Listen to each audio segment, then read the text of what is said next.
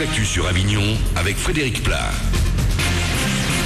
Bonjour à tous, on va bien profiter du soleil aujourd'hui parce que le week-end prolongé qui approche va le plus souvent se passer sous les nuages.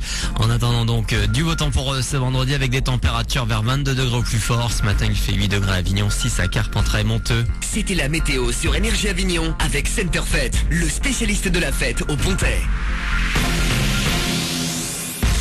La fin d'un marathon. Après plusieurs mois sur les routes, les deux derniers prétendants à l'Elysée arrivent au bout du bout.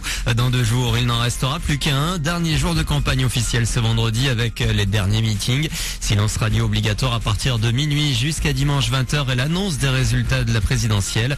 Si vous ne l'avez pas encore fait, vous pouvez aujourd'hui encore faire une procuration. En cas d'impossibilité de vous rendre aux urnes après-demain. À Avignon, vous pouvez aller au commissariat Saint-Roch entre 8 et 20h.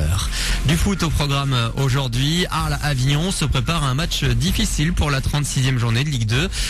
L'adversaire du soir, Nantes, est loin d'être facile. En plus, c'est le 3e match de championnat en une semaine pour Thierry Lauré. Quand on est comme ça au 3e match, c'est souvent le début du 3e qui est un peu, où la mise en route peut être un peu délicate. Bon, sur la dernière fois où on avait joué 3 matchs dans la semaine, ça s'était bien passé. C'était à Amiens, on avait bien débuté le match. On avait mis les gars en garde et c'est vrai que ils avaient fait ce qu'il fallait sur le début de rencontre. Là, il faudra faire un début de rencontre identique. Enfin, il faudra essayer de faire un début de rencontre identique, au moins dans l'esprit. Après, dans le résultat, j'ai pas la prétention de dire qu'on va marquer 2 buts dans les 20 premières minutes à Nantes.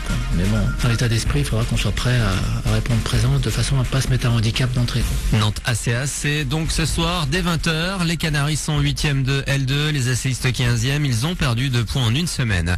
De son côté, Montpellier champion de France de handball. 5e titre consécutif décroché hier pour les coéquipiers de Nicolas Karabatic, la star de l'équipe de France.